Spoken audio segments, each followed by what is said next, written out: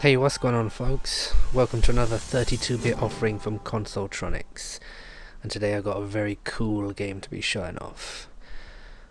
In the Hunt on Sega Saturn. Now, I didn't play many arcades growing up, so I got special memories for those that I did, and In the Hunt was one of those.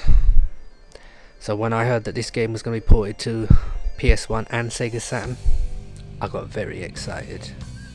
Then I read the reviews, and I don't know how it was received in the rest of the world, but over here in the UK, this game was savaged.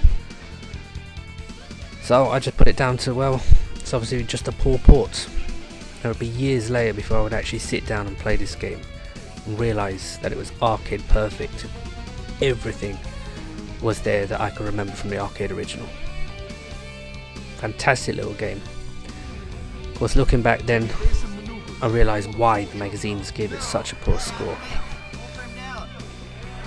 Back then, much like now really, there was a big debate going on between 2D games and 3D games. 2D was seen as old-fashioned, clinging to the past. Everyone wanted brand spanking, shiny 3D visuals. They wanted more Tomb Raiders. They wanted more Soul Caliburs, so on, so forth. But for those of us who liked our 2D games, the Sega Saturn would be home to many of the greatest. Now, there's another reason why this game is held in fairly high esteem.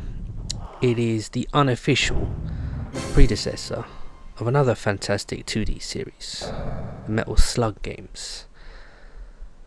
Now, on paper you think, well, ain't this like a submarine battle game? Ain't Metal Slug like a run and gun game? Yeah, that's true, but you'll see it once the game finally starts up. Now, it's not a comedy game by any stretch, but you'll see little touches there. You go, yeah, I could see that in Metal Slugs. There is some sort of story running throughout this game, but damned if I know what it is. But probably what you will see in this game is me dying quite a bit. It's been a little while since I played this. Really need to fix that. This is a really cool game, featuring fantastic level design, epic boss battles. If you've yet to play this game, you really need to put this on the top of the list of must-get games. Now, like I said, this is the Sega Saturn version. It was also ported to the PlayStation, but it is getting a little bit more difficult to get hold of. More and more people are getting wise to the fact that this game is related to the Metal Slug series, and that despite many early reviews when this game was first released, it is actually a fantastic game. But that really should come as no surprise, seeing as this game was developed by IREM, same company that would bring us R-Type, another groundbreaking 2D shooter of its day. Now, it would be some of IREM's former employees who'd spin off, form their own gaming company that would manufacture the Metal Slug games.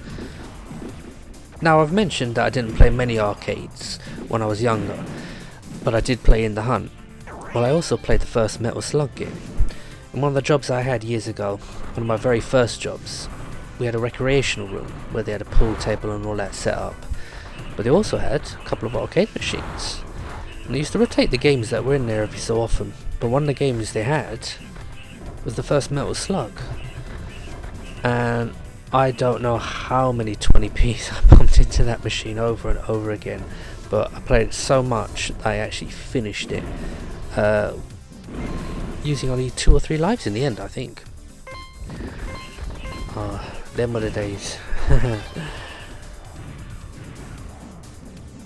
And talking of SNK, more specifically the Neo Geo, it won't be long before the Neo Geo X handheld is released. Now, when I first heard about this device, I was kind of skeptical. There are lots of clone machines out doing the rounds for Famicom and Mega Drive and such like. That's purely what I put it down to, just a little handheld emulator. Turns out I wasn't far off, but you know what, the more I've been thinking about it, the more I've been thinking about getting one. Like I say, it should be out pretty soon. I'm not really all that clued up on the device. I did hear about this special gold edition which comes with a, I think it's a replica Neo Geo AES console using the docking station. I've been a long time fan of SNK and the Neo Geo machines. It would be nice to see a few new games out. But yeah, I'm thinking about getting one of them. What about you guys? Anyone watching this thinking about getting the Neo Geo X? Or has anyone even heard of it or even know what I'm talking about? But anyway, back to the game in hand. Now you see this little section here where you got to avoid the ice beams. The ice itself doesn't kill you, it'll just freeze you in place, but you've got to be very wary about these different cannons, guns coming out the side of these mountains, because as you may have noticed, it is a one-hit kill game. It's also, as the more eagle-eyed amongst you may have already noticed, flashing away in the bottom right, it is a two-player game. Now, I mostly play games in one player, but this game in two-player mode, because I played in the arcades with my younger brother, is fantastic. There's so much going on screen at once that will keep even the most seasoned hardcore gamers happy for weeks on end. Lots and lots to do, lots and lots to shoot. And as the screen freezes a little bit, that's the signal that the boss has arrived. Yeah. He hasn't got much in the way of attacks. There is a trick to beating him, and I can't remember what it is off the top of my head. It's quite clearly not that. Yeah, I think it's just a case of shooting him repeatedly and hoping for the best, I think. Now, I've already mentioned that there are some fantastic bosses in this game. Unfortunately, this guy isn't really one of them. But yeah, he does like to put up a bit of a fight. We'll try and dodge them things. I haven't got much in the way of lives left, and I don't want to be going back and starting this level all over again.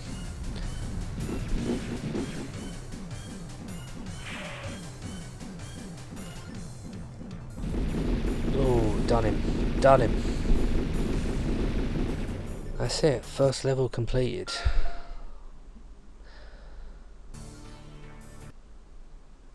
So what I'll do, I've only got one life left. I'll show you a little bit, second level. First level took place in the ice caps. This level takes place in Shipyard, I think. Yeah, that's right, Shipyard. In the channel, no less. And the weather is fine. Oh, good. We just wait for the CD to load up. You gotta love them loading times. And off we go. Slightly shallower waters this time. Different enemies as well. We got jet fighters coming at us, dropping torpedoes, no less.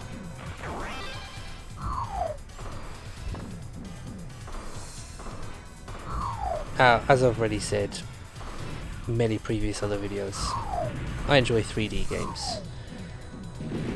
But I don't know, maybe it's because I grew up in the 8 and 16-bit era, or maybe I'm just a bit simple.